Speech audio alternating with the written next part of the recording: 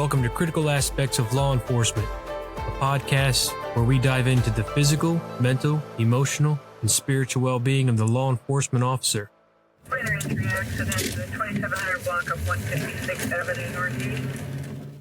Welcome back to Critical Aspects of Law Enforcement. I'm your host, Vernon Phillips, and today on the show we got a special guest. We got Matthew Thomas, and what I'm going to do is I'm just going to give it over to him. I'm going to let him just tell you about himself, his background, kind of what he's doing, where he's at right now in his career, and then we'll jump into it. Matthew, I appreciate you coming on. Thanks for having me. Good to be here. So just go ahead and just give us a little background on who you are and how long you've been in law enforcement and things like that. All right. I've been in just over 31 years. Hit 31 in April, and I've been with the Pinal County Sheriff's Office here in Arizona the entire time. Started off in detention, and I was in detention for just about a year, just right under a year, and then went out to the road as a deputy and kind of worked my way through the ranks as a deputy. I worked on traffic. I went into detectives. I worked undercover as a detective and promoted from there to sergeant and did patrol again, did training, ran our academy, went back to undercover as a sergeant, and also did motors and traffic as a sergeant, and then promoted to lieutenant. And as a lieutenant, I was in that entire time collateral duty. I was a SWAT guy, so I was on our SWAT team starting in '97, and was on it that entire time. And then when I got promoted to sergeant, I became a TL on the SWAT team, a team leader. And then in 2010, promoted to lieutenant and took command of the team. So I became the SWAT team commander. Then I also had undercover and our anti-smuggling squad. Worked that for a few years and went back to patrol for a short stint as a patrol lieutenant over one of our regions. And then went back to SWAT, smuggling and narcotics. And then in 2016, Sheriff Mark Lamb became the elected sheriff, and he asked me to bump up to be his XO, second in command, and I took that job. So in 2017, I moved from lieutenant into the chief deputy position as his second in command, and been there since. Well, so you got a lot there. I mean, obviously, you said 31 years. Yes, sir. So there's a lot there. I mean, you've kind of been all over in your career. You've worked just a little bit of everything. So yeah, I don't know if you can tell, but I have ADHD, man. I got to bounce around a lot. No, that's all right. So I want to kind of unpack some of that, but so you said you spent a year working detention, working the jail. Right. So what are your thoughts on that? What are your thoughts on new recruits, new hires coming in and working, a year or two in detention and then moving on from there? I've always been a believer in it. I think it gives you some great experience, and it lets you see a side of the sheriff's office that you normally wouldn't see if you go, straight to the street or straight from a civilian into the street and being a deputy. So good experience, and I would say even more so in today's world because social skills are not, they're just not as good as they used to be. Talking face to face, working through conflict face to face, that type of stuff is not what it used to be. So I think these days it's a great starting point, and we have like at the sheriff's office, we allow 19 and older to start at the jail. So a 19-year-old on the street, I think, is a little too young, but 19-year-old in the jail, more of a controlled environment, and they kind of learn how to deal with people, learn how to deal with conflict. I think it's a good, and it makes a more well-rounded deputy. And even if they don't stay with the sheriff's office and they go on to, work at another agency like a city agency or state agency, I think that time in the jail will always help them. Yeah, absolutely. I mean, I think it's a great way for people to learn that interpersonal skills that maybe they're lacking when they first get into the profession. Because if you go right to the road, not to say you don't have that, just innate ability to speak to people, but it's different when you're inside the detention facility, and that's one of your first things is de-escalating, just talking to somebody, kind of going back to the old verbal judo. So yeah, I think I also think that's a great place to start. I mean, there's a lot of agencies that do that, but so as we Well, kind of and look I at your think too, career, sorry, go ahead. I was going to say, I think too that it gives them a little bit more street cred when they do hit the street, because you're dealing with the same people that you're going to deal with on the Yep. outside, right? They tend to come in and go out, come in and go out, and so you get to know those people. You get to know the gangs.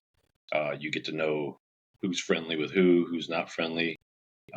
You get to know kind of their backstories, their families, and so you get a pretty good depth of knowledge about the people you're going to be dealing with on the street, and then it kind of forms their opinion of you too. So you start your reputation in that jail, and that can carry over to the street. If you're in the jail and you're firm, fair person, that's going to carry over to the street, and it's going to give you a little bit of street cred and respect out there. Yeah, and that's a difficult job. I don't think a lot of people really realize how difficult it is working with inside a detention facility. My background, that's where I started, and you have to be able to, go in, and you have to be able to present yourself in a way that you're put together, right? That they're not going to automatically, pick you and say, all right, you know, look at look at this guy here. He's a schmo. He's not put together. But even if you're starting out and you're brand new, you can go in there if you're put together, right, and you just maintain a good command presence. I mean, you can do a lot just by the way you interact, the way you talk to people. But my thing is, if you're always, firm, fair, and consistent, most of the time you're not going to have any issues. You're always going to have Right. those knuckleheads. You're always going to have those guys that are going to try and kind Oh of yeah. and push the envelope until they'll take it just as far as they think they can, right? Just to get you to do something. Yeah. But I think it gives you the ability to kind of read situations and then be able to de-escalate just based off of having a conversation. But like you said, it also gives you the ability to learn the people you're going to deal with on a regular basis. And you Right. may not be that individual, but it's probably going to be somebody in their family or somebody they Yeah. know or Of course. somebody in their circle. Because Yeah. if you know as well as I do, it's always kind of the same group. It's always kind of the same family. It's always kind of those same individuals that just keep coming back around and around. So Yeah. so yeah, so it's a. I mean, I think it's a great place to start. It's a great place to even do your entire career if that's what you Hmm. decide. Um, Oh, we there's have a lot plenty of of people that have made that their career. yeah. So there's some people that are like, no, I don't want to go to the street. I don't want to do the road. I'd rather stay here. I kind of found my niche here. But so I mean, looking at your career, I mean, you've done a lot of stuff. You've kind of been all over, the circuit there. So when you look back and you look at your 31 plus, how did you maintain just your overall physical, mental, emotional, and spiritual well-being? What was it? What is it? What do you do on a regular basis to kind of keep all of that in check?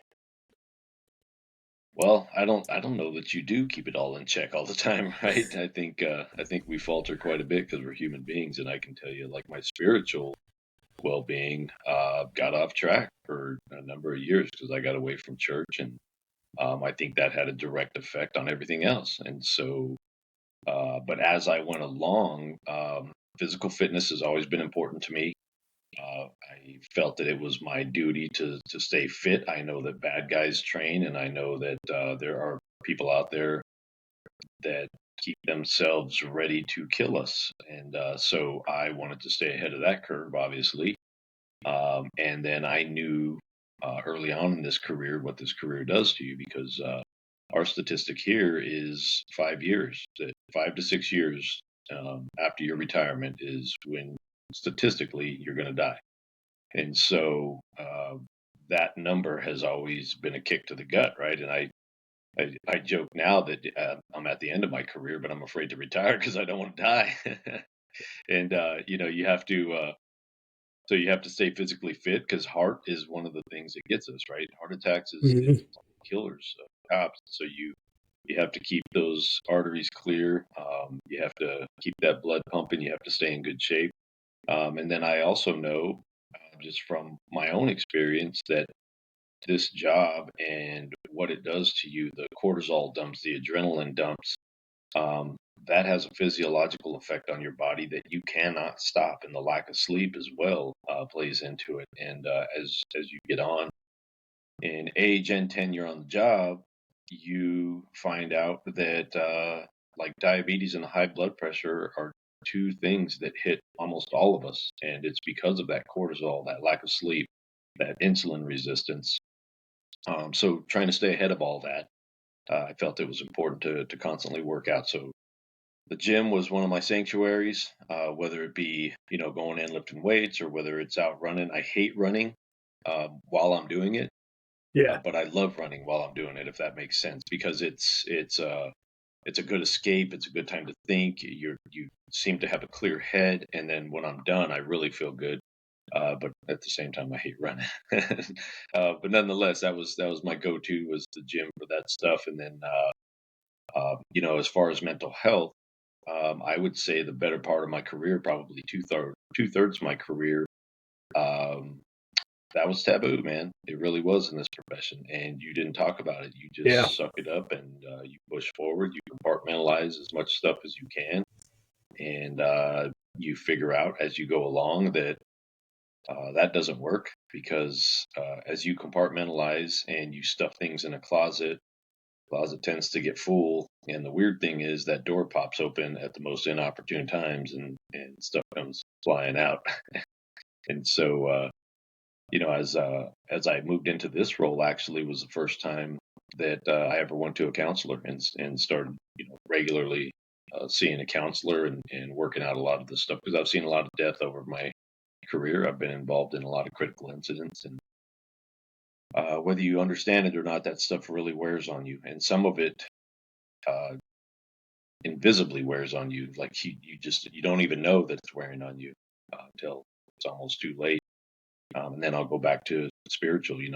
When I got back to church and got back to my faith, that filled a lot of gaps for me, and that helped with the overall resiliency, with my physical well-being, with my mental well-being. It helped with a lot of that stuff. Those are all important aspects to jump into and make sure that we're taking care of ourselves, in every aspect there, because that's who you are, right? That's your well-being. That is what keeps you, in the fight. That's what gives you the ability to not only, survive your career, but also thrive in your career, right?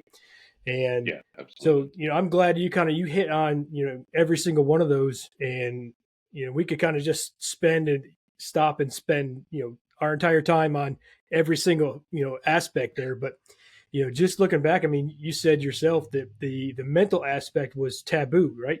For, Right. majority of your career, it's been taboo to not talk about, your mental health. And Yeah. just like you said, just because you put it away, you stuff it, doesn't mean that that closet door is not going to fly open.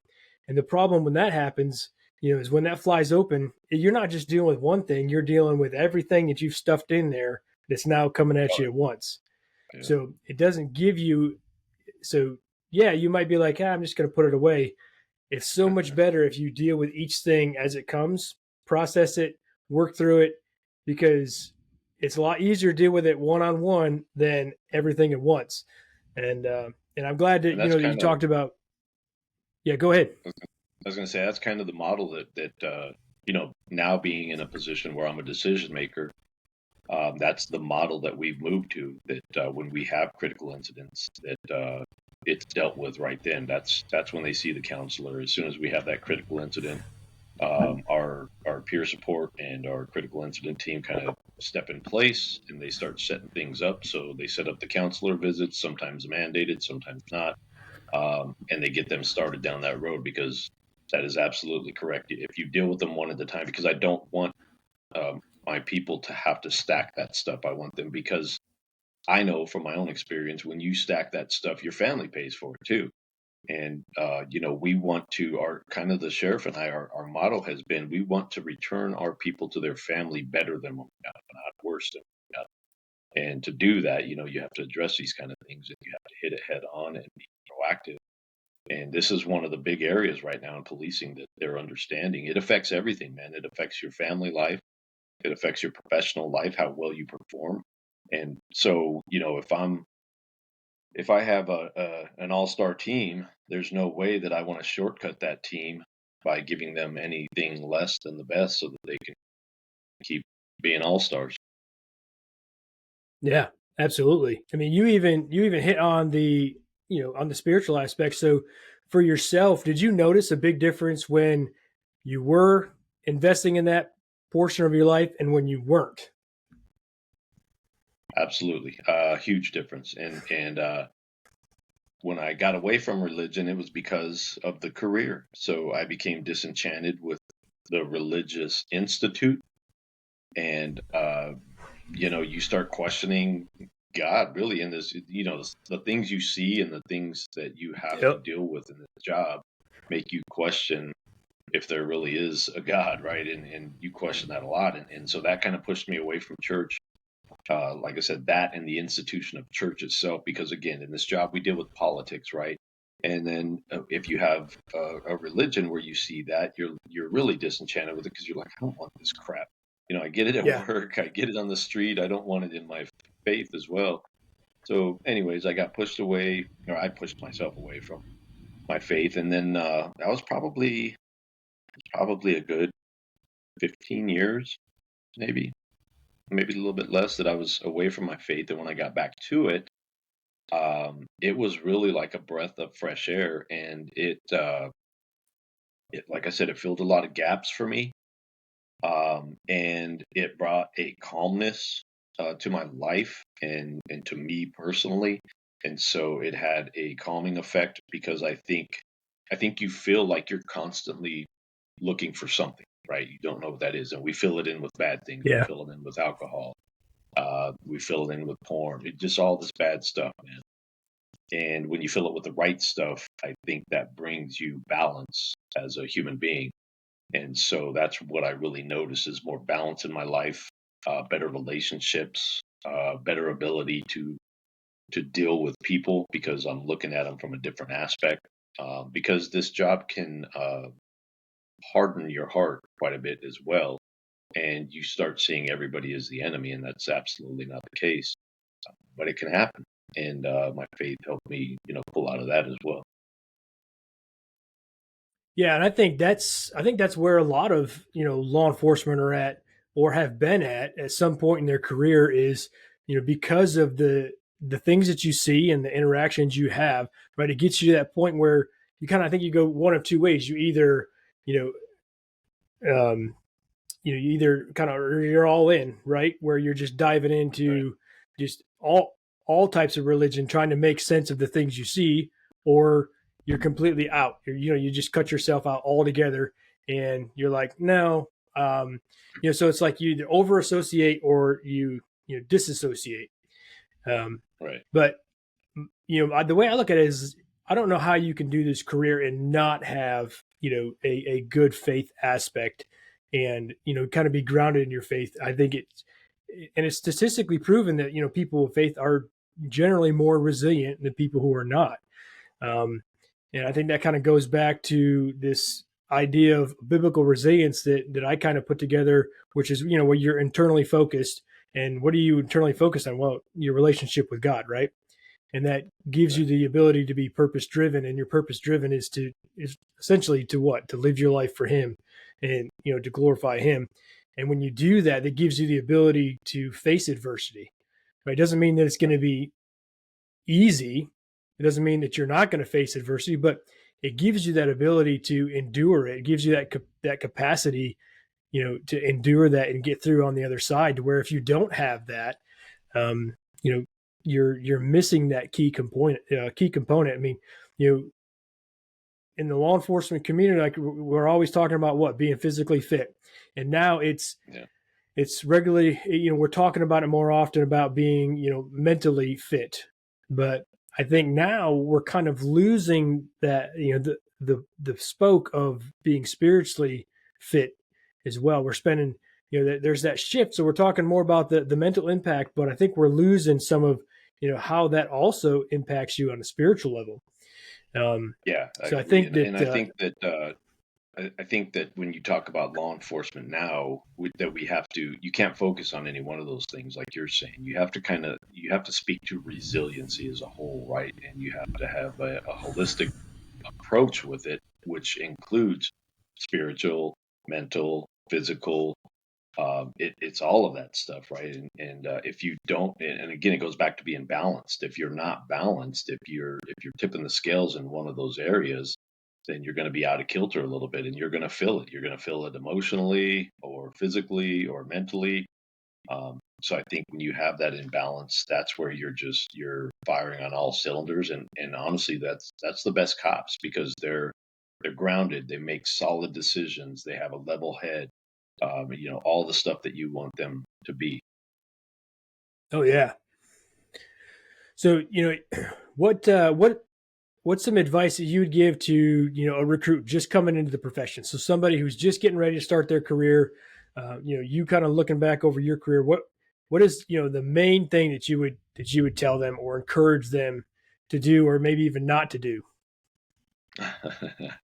Not to do is when I was introduced to the profession, I got my first talking to by my boss as I got hired at that time. He said, "Watch out for the three B's," and that translated to women, bills, and alcohol.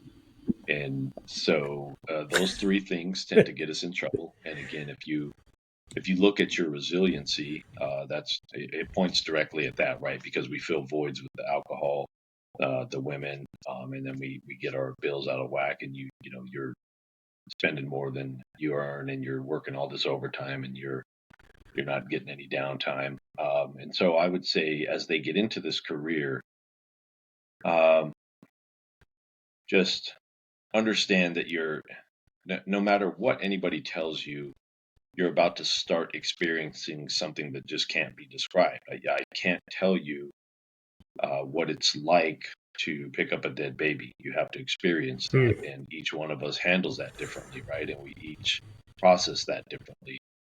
So I think the advice I would give to young cops or people just getting into this field is that you have to be ready for the ride of your life, and you have to understand that you are going to be physically and mentally and emotionally challenged almost every day that you do this. And it's going to be in different ways. Like I said, one day you may be picking up a dead baby. The next day you may be in a fight for your life with a three-time convicted felon. So it's all over the place. And so listen to the cops that have been through it. That's, as you go through the academy, you're going to get all this input, and you're going to have a bunch of different cops with different experiences pouring into you. And then as you go out on FTO, same thing. Just take all of that in. And I would say the other thing is understand that we are all human beings, because I think that's a trap that we can fall into in our profession. And I know from talking to my military buddies, they fall into it as well. You get into this job, and you just are constantly dealing with 5% of the population, and it's almost 100% of the time.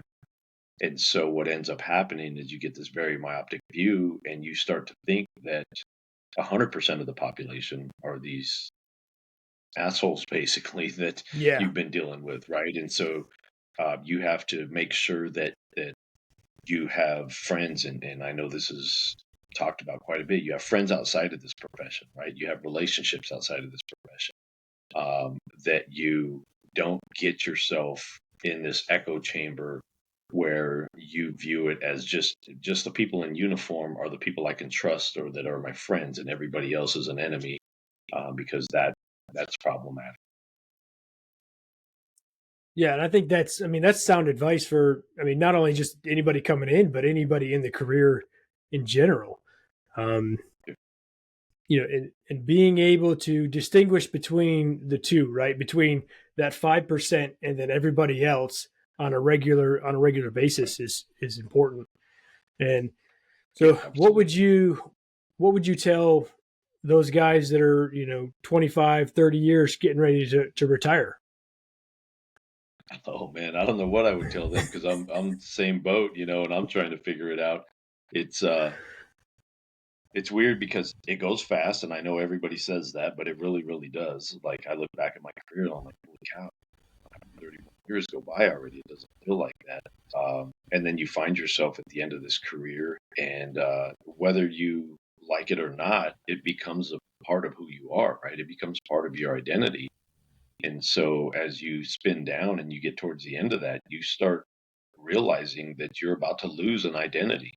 You're about to lose a piece of who you are as you exit that field. And I've watched friends do it. And the weird thing for me is there's guys that I have taught in the academy that are retiring before me, which is just awkward.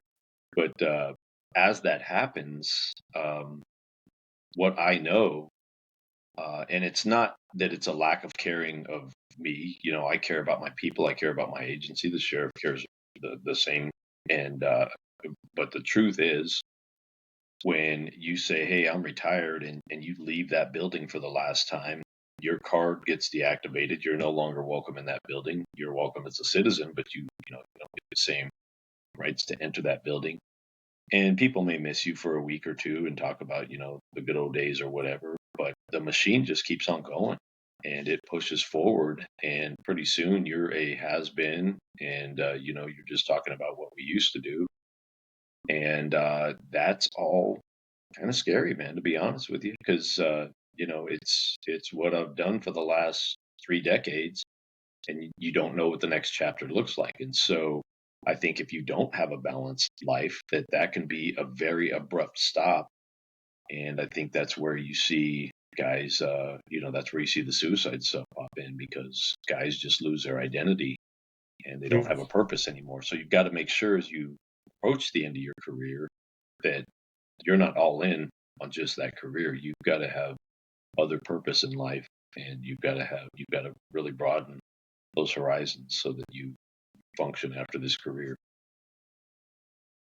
Yeah, that's something that I often tell or teach individuals, like, hey, you've got to have a purpose outside of the career, right? Having the career, that being your calling, that being your purpose, that's great, but you've got to have something else outside of that, because when that's gone, right, just like you described, I mean, that's gone, right? You retire, and sometimes even before you retire, they've already filled your position with the next qualified person, right? You leave as a sergeant, they're bringing somebody up into that sergeant spot. You leave as a captain, they're promoting somebody into that captain spot. You leave, Right. as the next in line, the chief deputy, somebody's going to come into that chief deputy spot. Right. And if you've been in that position, when you leave and you step out, and that's, you're no longer, kind of second man or even number one man, overseeing, maybe a couple hundred, maybe a couple thousand people. And now it's just, you're at home, and it's just, you and your You're in significant charge of other. you. Yeah, it's just you. So that's why I'm always like, hey, you've got to have something else. You got to, be doing something else other than just the profession, because that's what helps you survive, right? Your career. Right. Because like you talked about earlier, I think the average lifespan for a citizen is 79 years of age, and the average lifespan of law enforcement, I think, is right around 59 years of age. Right. So if Right. you're kind of doing the math, like you said, within that first 5 years, that's where, you know, it's either because of physical, complications, because, maybe you haven't taken good care of yourself, and, you have a massive heart attack, or maybe it's because you can't deal with the loss of your purpose. And, some of those are self-inflicted. So that's what we don't want to happen, right? That's that one thing we do want to shift. And we don't want that to be, continue the way it has been the last several years. So, Right. yeah, I mean, definitely investing in something outside of the career to help curb that, but keeping that balance, like you said, is crucial to, when you do get to that point where you're like, hey, I'm getting ready to retire. What's my next step? What's my next? You can just kind of step right into the next thing and continue on with what your purpose is, and who you are. But, then I go back to, my faith, and it's like, well, I know what my purpose is, right? My purpose is the same, whatever career I'm currently in, or whatever role I fill, right? Right. And so I think that's another key aspect that you want to plug in there. But as we kind of continue on our conversation, you look over your career. What is, if you want to share, but what is one of the most significant calls that you had to walk through, and then what did you do to kind of get yourself on the other side of that, if that makes sense? Oh man, yeah, yeah, it does. There's been a few of them. I mean, one of the I can tell you, one of the ones that was counseling sessions was my buddy Tate, who I honored. Tate was on the SWAT team with me, and we were training, and he fell on a rappel and was killed. And Hmm. that was a tough loss. It was a tough loss for our SWAT team because he was just a good dude. It was a tough loss for the agency and the profession, and then personally, because I witnessed it, and so being right there and being the first one to him after that took place was tough, right? Because you have all these things running through your mind of if I would have done this or if I could have done that, and you have that survivor's guilt. The what ifs are rolling through your mind, so it's just a lot to process. And so that was one of the tougher ones, and that one jacked me up for quite a while. And I that was one that I probably should have sought out counseling a lot sooner than I did. Not, you know, well, years later ish. And it almost cost me my marriage. It, my family. Um, and I was living dangerously. I was never suicidal, but I didn't care if I died, if that makes sense. Yeah. You would, I didn't mind doing the most dangerous stuff I could find. I was constantly looking for anything that I could find that could possibly kill me. Um, and looking back at it, it was a lot of emotional damage, and it was a lot of stuff I didn't process, and so that was probably the toughest one of my career. I've had a few that were close to that, but that was probably the toughest one. And I mean, it still sits with me today. I've worked through it a lot, and I've, the counseling has helped tremendously because I used to be an emotional wreck around that subject matter. I just couldn't talk about it. Couldn't tell the story. Couldn't talk about Tate. Couldn't do any of that stuff. And I've been able to work through a lot of that stuff and get to a better place. And again, faith was one of the big things that helped with all of that because it gives you a different understanding of the world. Yeah, and yeah, that sounds like that was probably a really significant moment for you, and just kind of walking through that. But when you kind of look back on it, and you said that you eventually sought out counseling and things like that, but talking about it, does that kind of help, with just kind of processing the whole thing? Is that something you would encourage other people that may have experienced, something similar to what you just shared? Like, obviously, yeah, going and seeking out and talking to somebody and going to a counselor, but um, Yeah, that's I probably would something say you would that. encourage them to do. Oh, for sure. Yeah, the counseling is a must. I mean, that's obviously you got to talk to a professional. And the problem in our profession, much like the veterans, right? I don't. If I'm talking to a counselor that has no law enforcement experience or doesn't deal with law enforcement, I really don't have Yep. time for them because they have no understanding of what I'm talking about. And so you've got to find the right counselor. They've got to have some law enforcement experience because that matters. And in addition to that, your peer support groups, if your agency has those are good because there's generally speaking, there's somebody in that group that has had something similar, and so you can always find a commonality in what you're going through and what other people have gone through. And a lot of those peer support groups are comprised of people that have gone through stuff and are trying to make it better for others. So peer support is another huge thing to keep stability.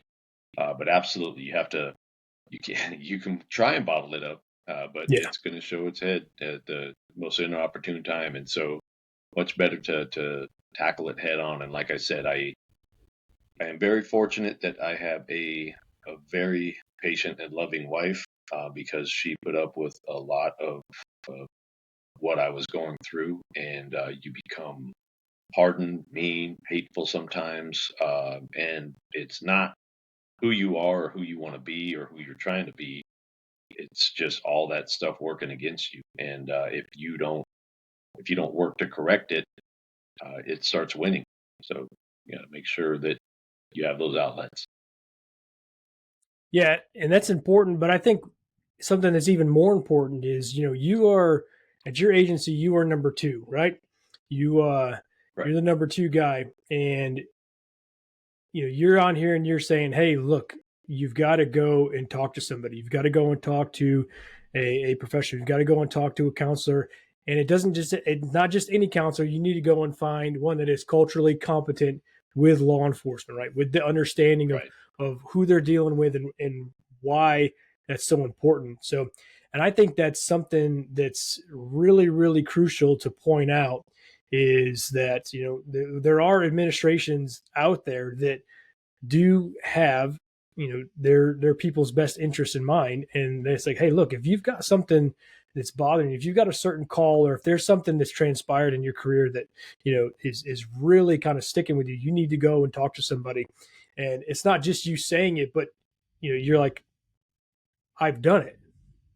And I Right. think that Yeah. that's the big thing. That's where that transition comes in. Is it's not just saying, okay, hey, here's the resource, go use it. It's saying, like, here's a resource, use it because I've used it. And I Yeah. think that Yeah. sets a really good precedent, a really good example with with just the overall culture. Like, hey, okay, if we've got you know high level administrators talking about this, utilizing this, then it must be okay for me to also talk about this and utilize this resource. So I think that's huge, and I give you kudos on that. Um, and I think that's an awesome thing that you're doing, and just being willing to even share that and put that out there. But I think that is huge. I think that has a huge impact. Just not only with your individuals that are under you, but just other law enforcement that see that. Because we Yeah, for sure. And oftentimes I we think it's important. Sorry. I think it's important that yeah if you're in a leadership position, it's not almost, it is your responsibility to do just that. It's your responsibility to be vulnerable. It's your responsibility to talk to your staff about pitfalls that you've experienced that you don't want them to experience. And I talk to my executive staff about this all the time. The higher you promote, the less it is about you and the more it is about others. And so you have to live by that as you move up into leadership roles. You have to understand that you are giving up yourself the higher you promote, and you're taking care of others. And that is part of it. You've got to let them know that, hey, I'm not just preaching this. Like, I've been through it. And I don't want you guys to have. It's almost like your kids, right? You're trying to make it better for them. You don't want them to go through the same struggles that you went through. You yeah want them to have it easier, and then you want them to learn from the mistakes of the past and be better. yeah absolutely. And I think that's a great leadership mindset and leadership strategy. So kind of to kind of come out of that and segue out of that, and kind of bring a little bit more light to the conversation. What is one of the most awkward calls that you've had, or funniest calls you can remember? So Oh man, it probably awkward. involves wrestling some naked person somewhere, right? No, no. Luckily, it does not. It does involve naked, but I wasn't wrestling them. I think one of the most awkward that the first one that pops into my mind is we got a call of a DV, me and a partner, work graveyards, and back then this area was pretty. There was two of us on, so it was pretty. Just not not a lot of cops on. We're county cops, so we're used to doing it by ourselves. So me and another guy get called to this domestic violence in progress at an apartment complex. They're saying they're fighting in this apartment, blah blah blah. So we roll up, and we kind of roll in blacked out and silent. And we get out, and we sure enough we can hear what sounds like fighting. And so we go up to the door, and man, they're getting after it in there. And so we knock, and uh, guy answers the door, and he's very scantily clad in leather, pieces of leather, and uh, he answers the door very surprised, and behind him in this contraption is a naked lady. And we said, we got a call of a fight here, and it wasn't a fight. They were actually in love, and so they were just enjoying themselves very loudly, and they had all these leather toys and tools and all this stuff going on, and it was a little bit of an awkward conversation at the door, and then we just kind of were like, well, all right then, yeah, bye. And so yeah. we left, and it was just one of those things that you're like, did that really just happen? Is it? Yeah. Is that really what we just? Man, we were going a whole different way when we knocked on that door. We thought somebody was going to jail, but apparently they're playing jail. Oh, So did I freeze up? that's pretty funny. Uh, so as we kind of continue on, I mean that's a pretty funny story. And at what point in your career was that? Like, how long had you been on the job? Oh man, I was a couple year cop then, so it was one of those like, what the hell? And the guy that I was with was a little more experienced, so he wasn't as affected by it. I was like, because I'm trying to process what's going on, right? You're trying to process like, okay, I'm here for a fight. They're not fighting. What is going? Oh, that's what's going. What? How is she even in that thing that way? And like, what are they doing? What are you? Then you look at the guy and like, what are you guys doing to each other? Is everybody okay? And then she's guaranteeing us that she's okay. She's very embarrassed, and so you can imagine. I mean, it's like Oh your mom yeah. walking in on you if you're naked with your girlfriend, right? The cops just walked in on two people going at it, and they're both embarrassed, and they're embarrassed that the neighbors called and thought it was a fight. They're embarrassed that we're standing in their doorway, and I'm just trying to figure out what is actually going on in there. And then we leave, and you're just like, what the hell? And I'm I remember thinking like, where do they even buy that kind of stuff? Like, where did they get that? So it was funny, and it was odd. Yeah. I think that's probably the first. That's the first story like that I've that I've ever heard. So that's that is pretty funny. But so you kind of where you're at now. You've got you got a pretty good presence on social media, and you're constantly posting stuff regularly. And so how are you using that for just to impact the next generation? So I know that you do a lot. You're talking a lot, and you're giving a lot of information and suggestions there. So kind of how did that start, and where do you think that's going to go? Oh man. Well, it started with the sheriff. The sheriff and I were talking a few years back. This must have been about 5, 6 years ago. And obviously, our sheriff is Mark Lamb. He's, if you don't know who he is, big cowboy hat, big smile, on national news a lot. Has a big social media presence. Our agency has a big social media presence. And a few years back, as he was ramping up his social media, because he's always been a very good brander, right? Yep. He let me know when I took this position that was his goal. He was setting up a specific brand for himself, the agency. And so as we move forward, he said, because we had talked about just different stories, different uh, subject matters, and I was flirting. He had written a book, and I was flirting with writing a book. And so we were talking about a lot of that stuff. And he says, well, as you move forward, uh, you really need to make your social media public. And so for, like an old school cop, I'm like, no way, man. Yeah. Yeah. That's not Because, happening. yes, that was taboo, no social media. and you got to stay private so they don't know who you are and all the stuff. So he convinced me otherwise. He's like, no, you don't understand. It's a marketing platform, and he kind of explained it all to me, and I was like, okay. And I'm a institutionalized government guy, so I'm thinking very government. He is a business minded guy, so he's thinking very business. And so he kind of talked me into going public on my social media. So I did that with that in mind. It would be a platform that I would use to not just, watch family members and stuff, but also just communicate messages. As I did write a book, get that launched and get it out there.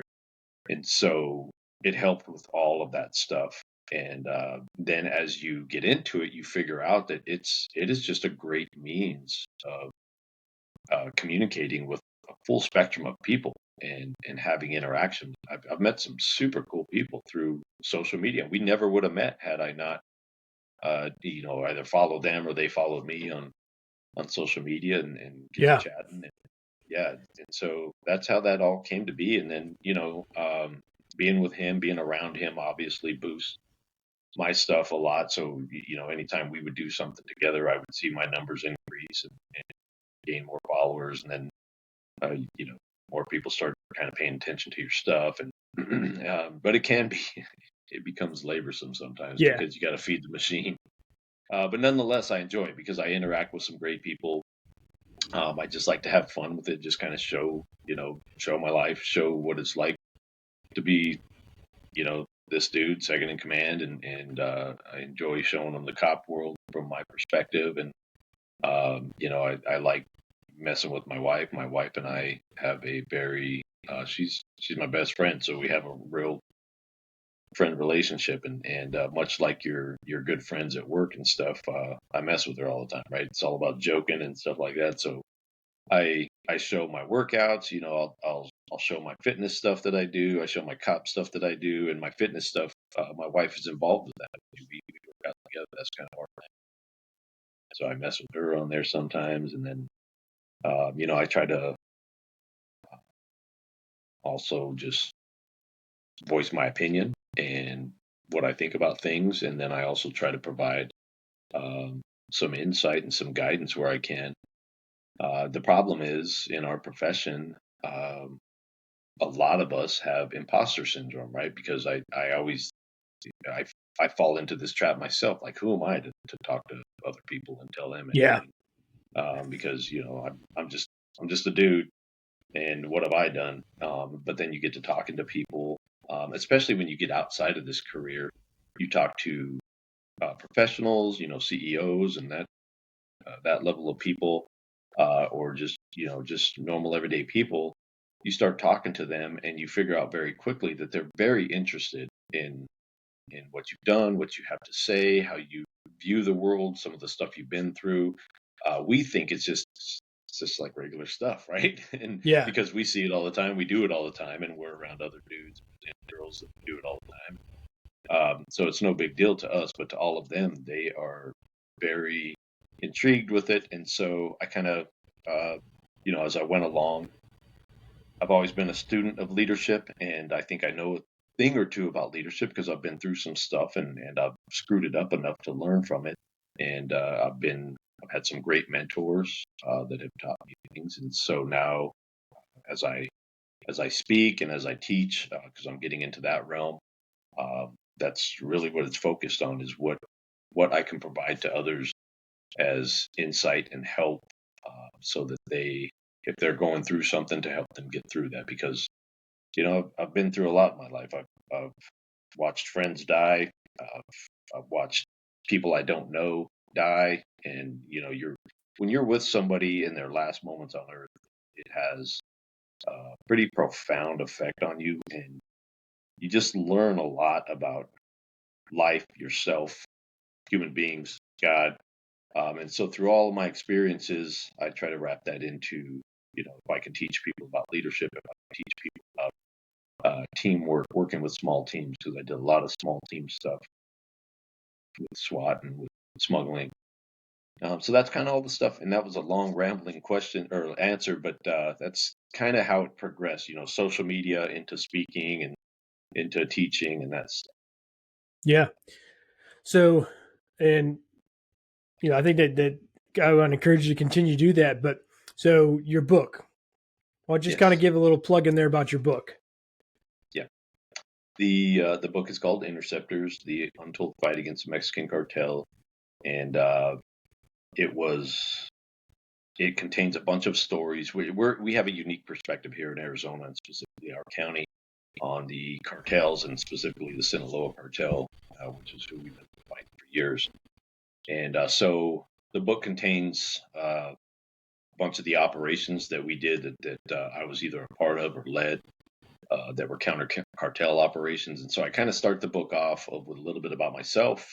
Then I kind of go into the structure of the cartels, their belief systems, some of their religious beliefs, some of their their hierarchy, some of their lingo, that kind of stuff, and their beliefs. And then I go into the operations themselves because I kind of wanted to set up like, here's who I am, here's how I know what I know, here's who they are, here's how they function and how they're structured, and here's how we fought them. And so it kind of goes through all that.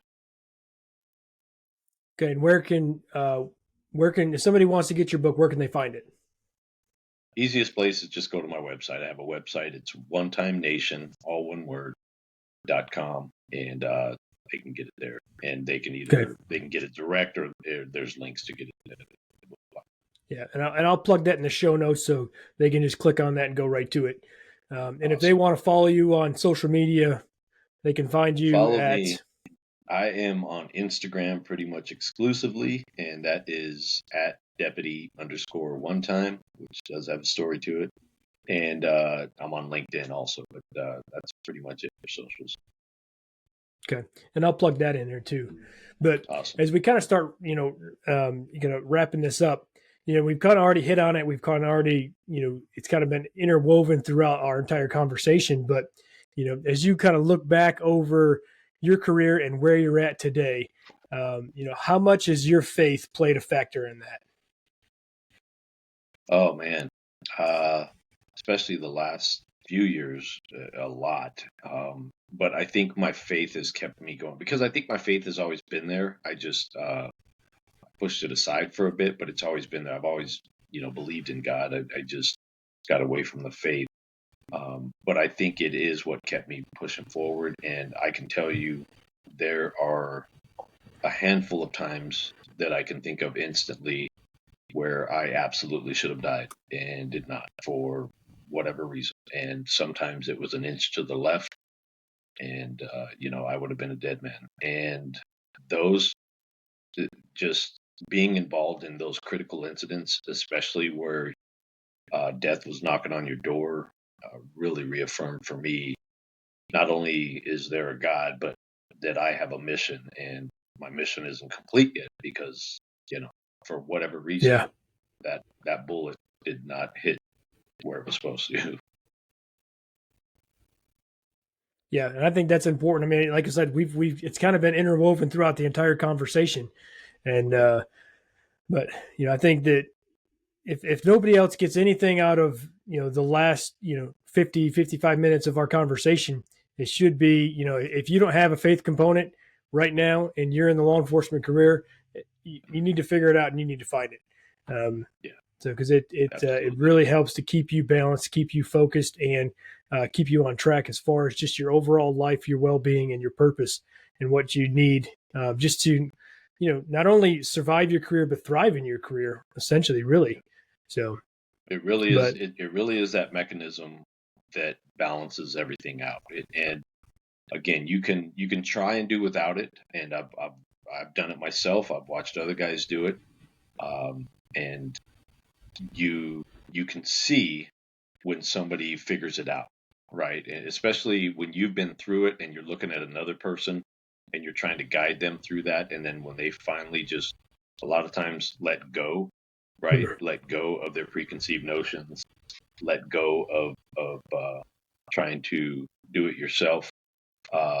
You can see it all fall together and come into alignment and create a balance and a calmness that lets them be not only the best cop they can be, but just the best person they can be. And yeah, so you can fight it all you want, man, but you're just going to be like the Israelites roaming around for 40 years, and you're eventually going to come back to it. So it's just better to Yep. get to it now.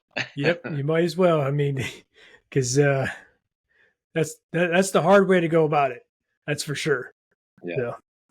So, all right. Well, I appreciate your time. I appreciate you coming on and being part of the show. I appreciate what you're doing and just, your leadership and just how you're making a change and, just the care you have for your people, but not only just your people, but just law enforcement in general. So I appreciate it. Yes, sir. I appreciate you, man. Thanks for having me, and God bless. Absolutely. Thank you. Same to you.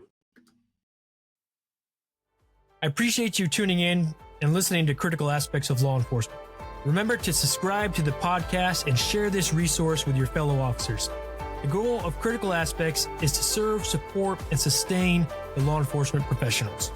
So head over to www.criticalaspects.org for more resources and information. And as always, God bless and be safe.